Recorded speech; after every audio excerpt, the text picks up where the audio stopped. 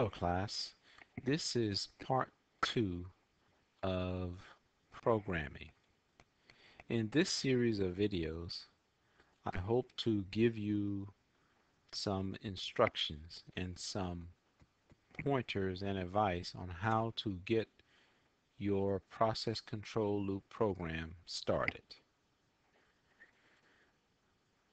At this point, you may not have the experience in writing a complete programming solution to a problem. Hopefully after these videos, you will have some skills on how to do that for your project.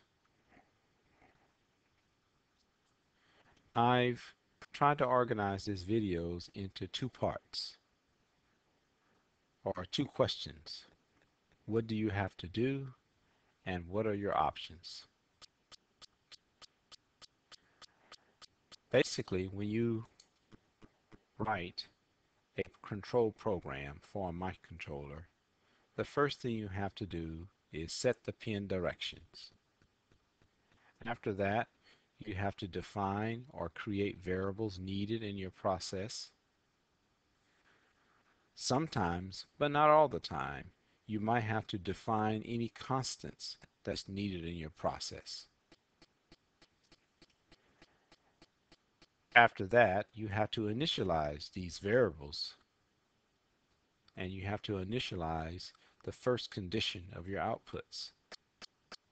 And then finally, you will begin your main procedure, which is what I call the process control loop.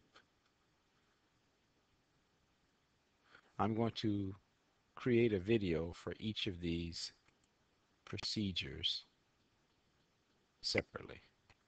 Let's start off with setting the pin directions. In the microcontroller, at least the basic stamp microcontroller, you have 16 available ports to choose from, or pins. There are 16 of them that you can choose for.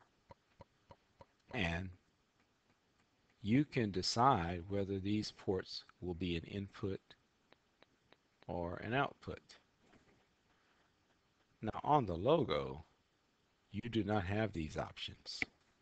The logo is already predefined with 8 inputs and 4 outputs.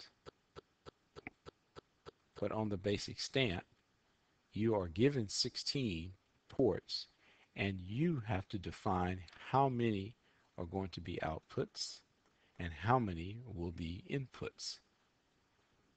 This is called setting the pin directions.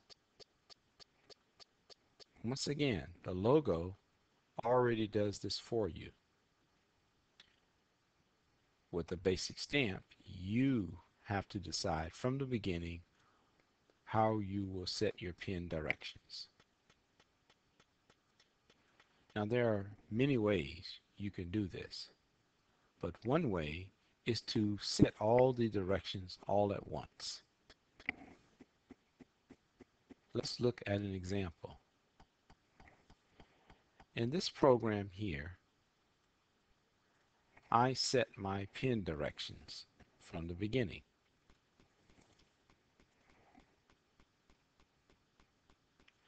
I use the command DIRS. DIR meaning direction, S meaning all 16 bits or all 16 ports. This symbol means these numbers are binary numbers, meaning they can be a 0 or a 1. A 0 basically means that this port will be input, and a 1 means that this port will be an output. And those are my 16 values. Port 0 all the way to port 15. So, for example, this 0 means that P0 is going to be an input. This 0 means P1 is going to be an input. And this is going to happen up until you get to 0, 1, 2, 3, 4, 5, 6, 7, up until P7.